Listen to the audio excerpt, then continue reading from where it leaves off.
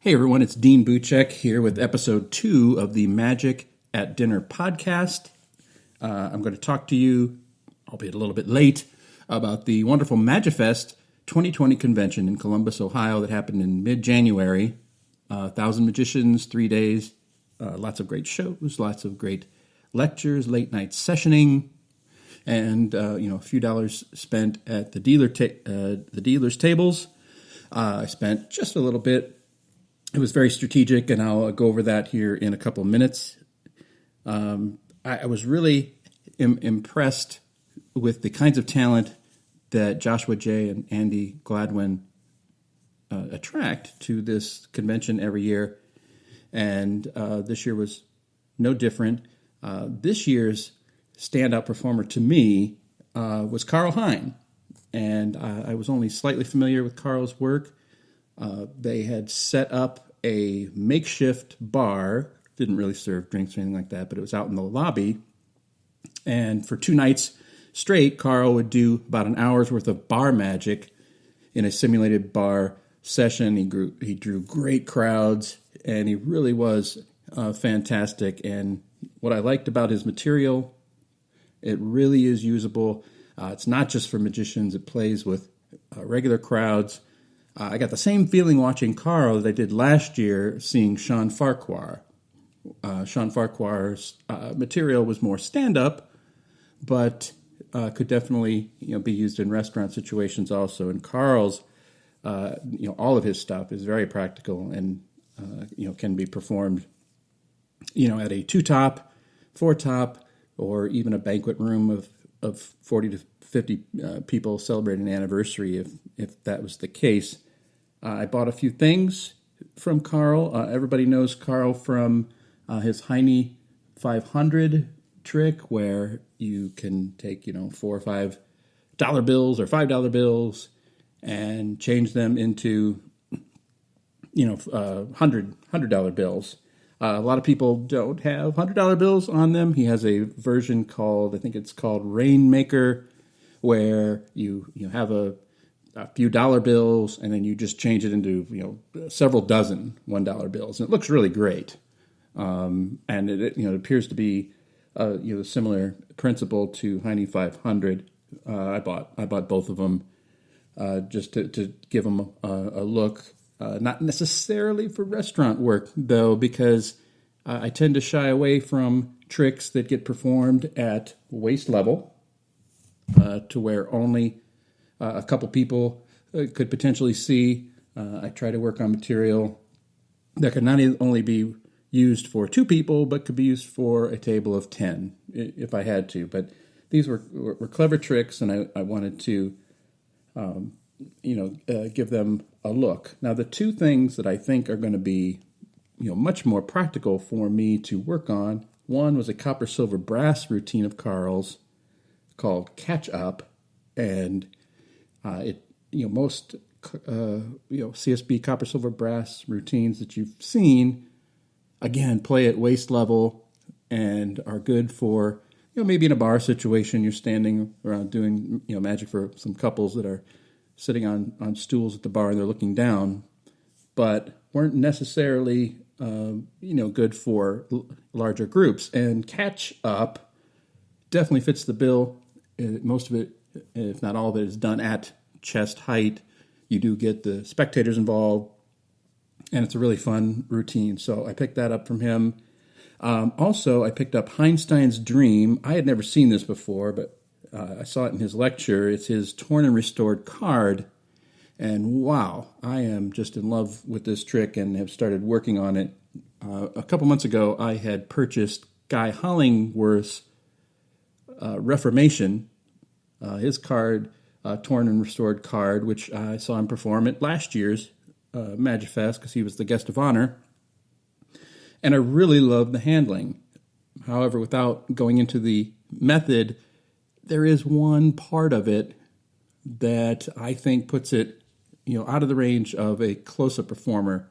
In other words, doing, the 2-top, the 4-top, even maybe 6 people at a table. And so I wasn't comfortable starting working on it, although it's a brilliant handling, and I think for stand-up work, it's well worth your time, to pursue it.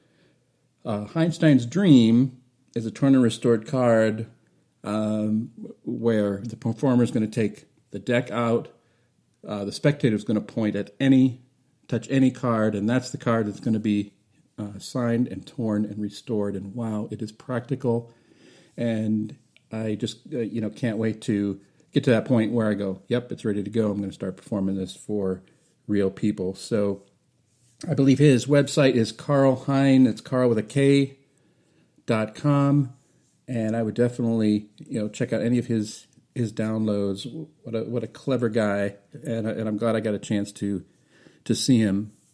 I met David of Magic Orthodoxy. If you want great reviews, and everybody does, because when you have to spend money on a trick, you want to make sure that you've spent your money well. It doesn't always happen, but if you can, that's what we want to do. And David's reviews are really fantastic. Go check out his YouTube channel, Magic Orthodoxy. He just started some type of premium service. It's like $1.99 a month. He's going to put a bunch of extra videos. I'm definitely going to purchase it. He was a really nice guy. I told him how much I enjoyed his work, and I told him just, don't change a thing. I love it. Just keep doing, what you're doing, because he's got a very, very practical way of reviewing things. Now, I do like some other. I like Steve Faulkner's, his reviews. Those are great. Pig Cake, if you're a Pig Cake fan, he's foul but fun. So I do like to listen to Pig Cake, but I think the king of the reviews right now for me is Magic Orthodoxy. So please check them out. I also got to meet Jonah Babbins of the Discourse in Magic podcast. I'm such a fan of this podcast, and it was nice to meet Jonah because I got to tell him why I loved his podcast so much. And it's because I told him, I said, it's very clear that he really prepared.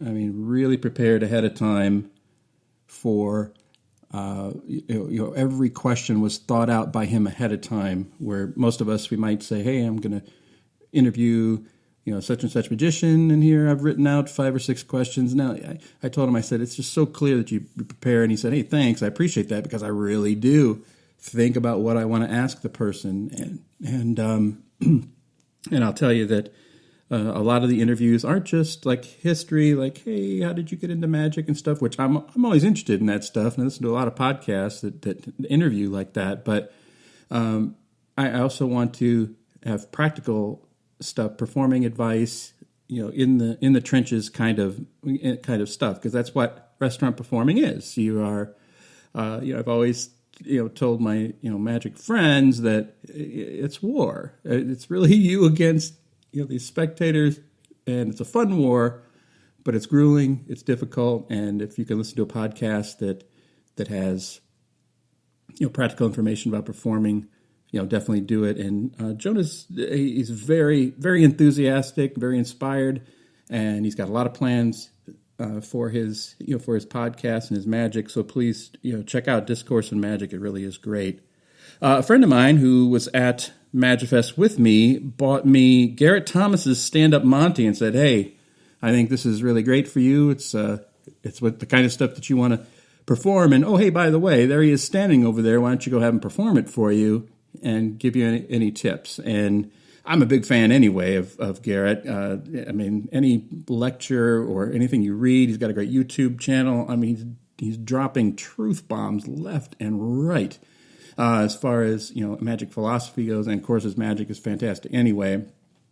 And he has as far as restaurant magic goes, he develops magic to stay off the table, and that's what I like. There's plenty of performers that use the table to their advantage or as their performing surface, but I try to keep things off the table, in my pockets. Maybe just using a small corner of the table because it's just unpredictable of what the table might be like as far as forks or knives or glasses of water that are sitting around. And it was cool that Garrett says, he says, he says, if I'm going to a cocktail party or I'm doing a restaurant or something, I don't know what the circumstances are, and so I designed magic to mostly stay off the table. And I'm like, okay, I'm digging this dude, already. So he showed me Stand Up Monty. It is great. It really is. I can see why it's so popular. But I'd never taken a look at it before because I'm not a 3-card Monty guy. And whenever I hear Monty, I just kind of, look away, tune it out without giving it a chance. And this is definitely not a 3-card Monty effect at all. And definitely check it out. It's very inexpensive, $12 to $15, and it can be yours. Now, also, I met Michael Kaminskis, usually known for his cups and balls work and the cups and balls sets that he sells. What I talked to him about is a trick of his called Anniversary Travelers. And I'm a big fan of anniversary wallets. I haven't found the perfect one yet. A lot of them don't stay off the table. A lot of them use a lot of double lifts, and it's, okay, I got a good double lift, but, I'm increasingly getting more and more paranoid about double lifts. My 14-year-old nephew told me a couple months ago, yeah, Uncle Dean, I know you magicians, you turn over 2 cards and you try to make them look like one. I was like, okay, all right. That was enough to really spike my paranoia and try to find tricks that don't use double lifts. Even though when it's performed well, many performers still use it, and it can be very effective. So, haven't found the perfect anniversary waltz yet, but this is Michael's version, Anniversary Travelers, and I really enjoyed talking to him about it. He performed it for me, and it stays up off the table, which is great, but it adds a Travelers section to it, basically, where the selected cards that get signed also are pulled out of 2 different pockets before they fuse at the end. And Michael told me he thought it was important because he just had just kind of an inclination, a weird feeling that people were putting together that there was no fusing of cards. And I don't know if that's, kind of a too perfect principle kind of thing, but he said he wanted a little more smoke in between that final reveal of the fused cards. And so the fact that each of the cards were going to come out of a different pocket was how he was going to provide that smoke. And hey, he was a good salesman. I purchased it on the spot. It's going to take a little work. It's a Travelers. There's going to be a couple palms in there. I'm not afraid to do the work for a great trick. Won't be doing that real soon because I want it to be really solid. I met Chris Mayhew. What a great young man he was, and showed us some great things, like about 1 a.m, where we were just kind of talking about magic, and we were goofing around with Chris Korn, and Chris Korn was showing us some great coin magic too. And Chris Mayhew, showed us some great stuff, and even an interesting take on the rub-a-dub vanish, which I had never seen before, because largely I don't like the move, because I just think it looks like what it looks like, which is you don't really put the card under your hand, which that's the move, So, but it showed me something interesting and gave me an interest in pursuing it again. So I may just do that. Honorable mention, even though this has nothing to do with restaurant magic, I got to see Chris Capehart perform for the first time. He performed for a group of 200 local children of grade school age, and the attendees of Magifest got to sit and watch him perform for them.